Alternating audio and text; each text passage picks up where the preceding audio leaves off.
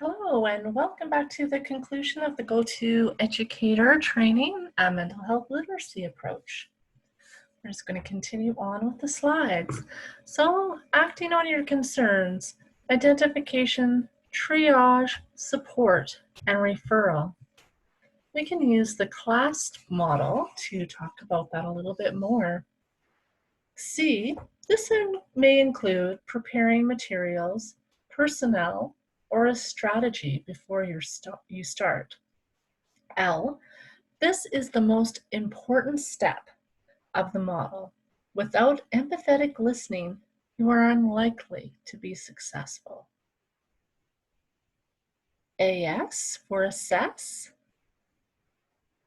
This is if you can identify the level of pyramid the student is at. So when we look at the mental distress, mental disorder, mental illness, is this distress? Is this a mental health problem or a disorder? Can you tell? What information do you need? And plan. Plan. Problem solve and suggest next steps. Do this in collaboration with the youth or the family as much as possible. P. Who will check in to see if the plan is working? How will we know there has been improvement? Supportive helping principles. This is not solely your responsibility. Share concerns with other go-to educators, in school mental health providers, and administration. Supportive challenging of negative perspectives and opinions. Interpersonal issues. Support and coach. Do not say, I totally understand. Clear message about drug abuse, self-harm, or dangerous behavior. Confidentiality, but with clear limits. Never agree to keep harmful activities secret. Remember that friends can keep secrets. We cannot. Know the school's policies and procedures. Example, when and how to involve parents. Confidentiality and its common issues. Remember, we cannot keep self-harm or suicide ideation or homicidal ideation confidential. What are the trigger points?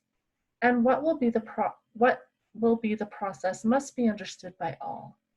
Clarify and write down if needed. Set the parameters of confidentiality at the start of talking to you. Teens may want confidentiality from parents, school, peers. Parents may want confidentiality from children, partner, school. So address issues of confidentiality from the very beginning. Know the legal parameters of your jurisdiction. We have the duty to report here in our province. Know the regulatory frameworks of your professional and licensing bodies. Self-harm and harm to others cannot be kept confidential. Consider parameters for electronic interactions like email or texting. Will you document the contacts? If so, how? 3 important don'ts. Don't wait for a problem to start a relationship.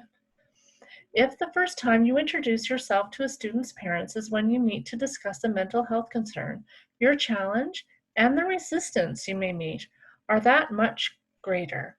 Instead, make an attempt to call or meet the parents of each student in your class early in the semester. Let them know that you are looking forward to partnering with them to help their child succeed. If possible, try to call parents occasionally to share positive feedback about their children as well. If and when concern arises, you'll be glad you did. 2, don't go at it alone. As soon as you notice a potential mental health concern with one of your students, your first call should be to your school's guidance counselor or staff mental health professional. He or she is trained to help everyone involved, you, the student, and the parents. In partnership, you can determine the best strategy for sharing your concern with the parents, identifying resources, and next steps. 3, don't assume the worst. Discussing a concern with a student's parents doesn't always have to set up for an adversarial relationship. Most parents will be grateful for the candid, fact-based information you can share, and many will be relieved to have their own concerns validated. Working with parents. Use a strength-based approach. Make a list of at least 5 positive things about the child, along with no more than 3 or 4 areas of concern that you would like to address together. Be focused and clear. Prioritize. Invite the parent to share their concern. Ask permission to share your concerns. Allow time for them to respond to your concerns and to offer solution. Use active listening by repeating back in your own words what you think the parent is saying, and then ask for confirmation that you heard it correctly. Express empathy.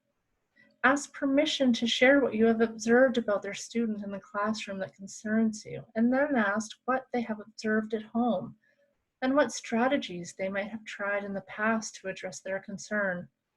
Use open-ended questions and reflective listening. Help parents see the difference between where the student is now and where he or she wants to be. You may need to help them compare the consequences of change versus maintaining the status quo. Avoid arguing. You're not seeking to prove a point or to be right. Instead, you are trying to help the parent or guardian understand your concern and see the pros and cons of change. Roll with resistance rather than meeting it head on. It's common and understandable for parents to resist acknowledging a mental health problem or to feel that somehow they are being blamed for the situation. They do not necessarily have to agree with you. Acknowledge the positive attempts they and the student have made so far. Your optimism can reduce the discomfort that parents may feel. Communicate respect. Act as a compassionate and knowledgeable consultant while respecting the family's freedom of choice and self-discretion. What if a parent appears resistant or in denial? It's not uncommon for a family member to deny the existence of a mental health or behavioral problem. If during your conversation a parent or guardian grows defensive or rejects your concern, continue to rely on these conversation tools. And remember, the way you behave and respond plays a big role in diffusing or aggravating that resistance. Shake hands to welcome them. Sit face to face. Ask permission to share your concerns with the family. Establish time limits and the issues to be covered early. Speak gently, calmly, and confidently. Stress the positive and be gentle with the negative. Use open-ended questions and reflective listening. Welcome constructive criticism and ideas. Remember that you and the parent are allies. Focus on problems, not personalities. Share feedback. If you have an objective data about the concerned, grades, attendance, etc., share it. Affirm, reinforce, and acknowledge their efforts and struggles. Discuss a plan. Transition from discussing the concern to providing options and negotiating a plan for addressing it.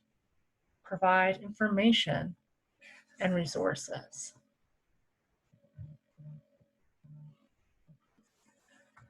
Pathway through care. What are your school's pathway through care for a student? What is in place to support a student when they return from treatment?